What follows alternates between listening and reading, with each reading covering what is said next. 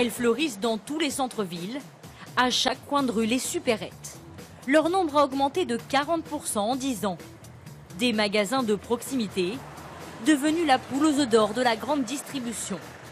Et la concurrence fait rage entre les enseignes pour capter cette clientèle urbaine. C'est pratique, c'est à côté de chez moi. Les grosses courses au drive, les produits frais au marché et le dépannage à la supérette. L'avantage, c'est que c'est ouvert tard le soir, c'est ouvert le week-end, donc c'est quand même pas mal aussi. Un marché en pleine croissance, plus 6% rien que cette année, contre 1% seulement pour les supermarchés. Alors comment ces supérettes font-elles pour attirer les clients face à une concurrence féroce? Quels sont les secrets de leur succès? Nous avons fait le test dans un quartier parisien. Entre deux grandes rues, une douzaine de supérettes, séparées par quelques centaines de mètres. Alors pour faire la différence, chaque enseigne s'adapte à la clientèle de sa rue. Ici, beaucoup de bureaux. Alors dès l'entrée, un rayon exclusivement réservé à la pause déjeuner. Nous avons sur ce magasin développé 12 mètres de solution repas. Donc vous voyez, sur un magasin classique, il y a à peu près 3 mètres. Donc c'est quoi? C'est des petites boissons. On a développé également des offres comme les bagels, des mini sandwichs, des petites verrines. Ici, la clientèle est aisée, donc le gérant mise sur du haut de gamme. Comme cette huile de noix de coco, à 21 € le litre. Quant aux produits de base, ils s'affichent beaucoup plus cher que dans les supermarchés de la même enseigne. Résultat, 14% de plus en supérette pour le beurre, jusqu'à 60% pour le pain de mie. Mais les clients achètent quand même. Si vous avez besoin de pâtes pour faire un dîner ce soir, vous ne vous posez pas la question de savoir si elles sont 50 centimes de plus. Et ça marche. En 8 ans, la marque a ouvert 726 supérettes dans les centres-villes.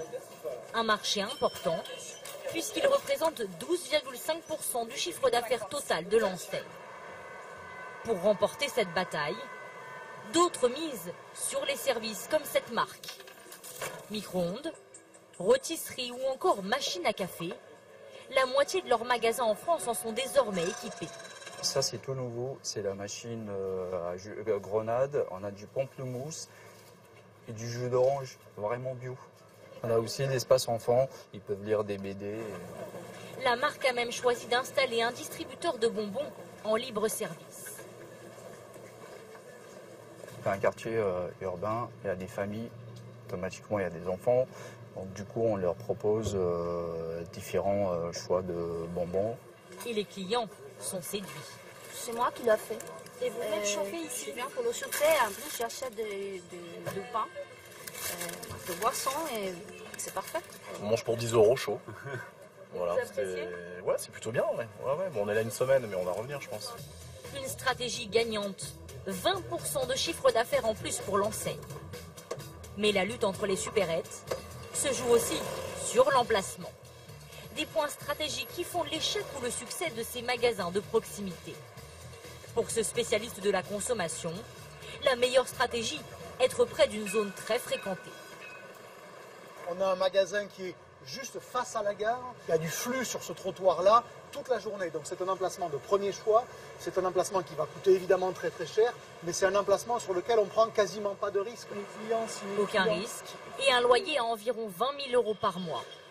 Des emplacements tellement précieux que les enseignes n'hésitent pas à les débaucher chez la concurrence.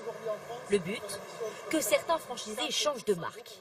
Toutes les enseignes se battent pour récupérer les quelques commerçants indépendants qui restent encore dans les centres-villes. Aujourd'hui, les franchisés sont courtisés pour rejoindre les enseignes des uns ou des autres. Et la bataille devrait continuer. Le marché des supérettes représente près de 10 milliards d'euros, une hausse de 50% en 10 ans.